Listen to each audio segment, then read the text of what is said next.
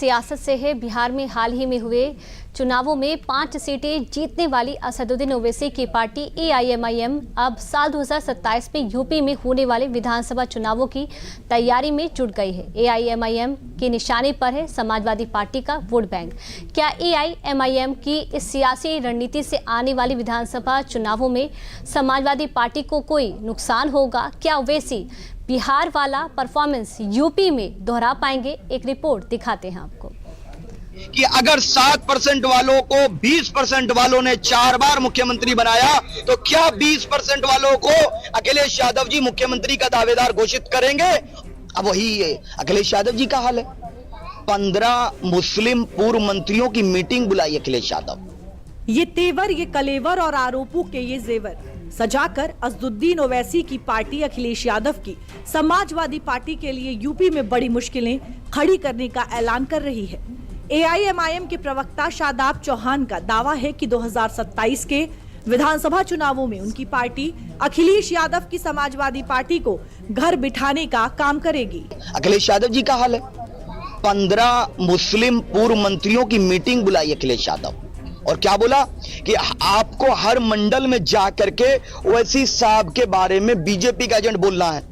लेकिन उनको यह नहीं पता था जो इलाज बिहार की जनता ने किया उग्रवादी बोलने पर, अब उत्तर प्रदेश की जनता वही इलाज करने जा रही है। हर चौराहे से आवाज आएगी कि अब हमें ऐसे लोग गुमराह नहीं कर सकते। दरअसल हाल ही में हुए बिहार चुनाव में AIMIM को सीमांचल इलाके में 5 सीटों पर जीत मिली। जीत के बाद ही ओवैसी ने यूपी विधानसभा चुनावों को लेकर अपने मंसूबे साफ कर दिए थे और बिहार की चुनावी सभाओं में अखिलेश यादव उनके निशाने पर होते थे। और सुन लो अखिलेश यादव, तुम यहाँ पर सिर्फ अपने यादव भाई की कामयाबी के लिए आए हो। मैं हैदराबाद से 11 साल से आ रहा हूँ तो सीमांचल के एक बच्चे और बच्ची और बूढ़े के लिए आता हूँ।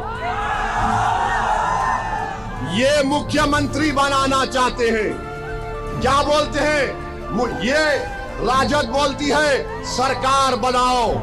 सीमांचल में ओवैसी को जीत मिली है, उसको करीब से देखें तो कमोबेश उसी समीकरण और रणनीति के साथ ओवैसी यूपी में भी उतरने का प्लान बना सकते हैं। सीमांचल में AIMIM ने तेजस्वी यादव के MY समीकरण यानी मुस्लिम यादव को तोड़ा है।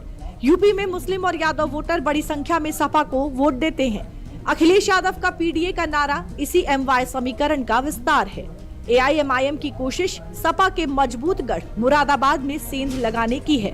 कल तक MY बोलते थे, अब PDA बोल रहे हैं और PDA में कभी आप लफ्ज मुसलमान का नाम लेने से कतराते हैं। दरअसल यूपी में असदुद्दीन ओवैसी की नजर समाजवादी पार्टी के मुस्लिम वोट बैंक पर है।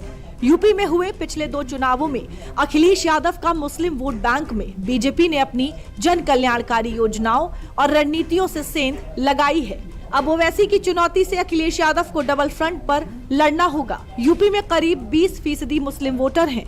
यूपी की कुल 403 में से 143 सीट पर मुस्लिम वोटरों का बड़ा असर।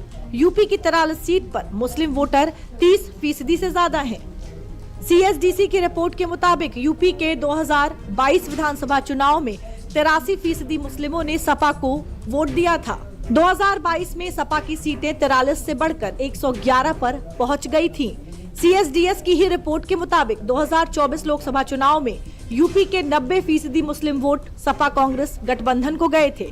2024 में सपा ने सर्वाधिक 37 और कांग्रेस ने 6 लोकसभा सीटें जीती थी। यूपी में मुस्लिम वोटर को साधने के लिए ओवैसी की पार्टी ने 2027 चुनावों को लेकर अब बेहद आक्रामक और मुस्लिम सेंट्रिक रुख अपनाया है, जिसमें सीधे निशाने पर अखिलेश यादव हैं। हमारी माँ और बहनों के दिल में बैरिस्टर ओवैसी साहब की मोहब्बत अब सपा का कोई नेता खत्म नहीं कर सकता। हर चौराहे से ये आवाज आएगी कि अगर 7% वालों को 20% वालों ने 4 बार मुख्यमंत्री बनाया तो क्या 20% वालों को अखिलेश यादव जी मुख्यमंत्री का दावेदार घोषित करेंगे? और यहां जब तक वोट मांगने कोई आए ना, ये सब संदेश है। हम लोग ये स्पष्ट कर चुके हैं कि मजलिस इत्तेहादुल मुस्लिमीन मजबूती से चुनाव लड़ेगी और मुरादाबाद केंद्र होगा MIM की राजनीति का अंचल। मुरादाबाद को AIMIM अपनी सियासत का केंद्र क्यों बनाना चाहती है? इसके पीछे भी पूरी सोची समझी सियासी रणनीति है। मकसद है बिहार की तर्ज पर यूपी के मुस्लिम वोटरों को भी लुभाना और उन इलाकों में गहरी पैठ बनाना जहां मुस्लिम आबादी ज्यादा है।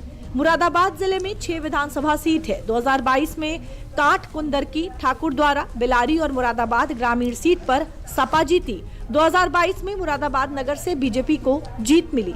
मुरादाबाद में मुस्लिम आबादी 50.82% है।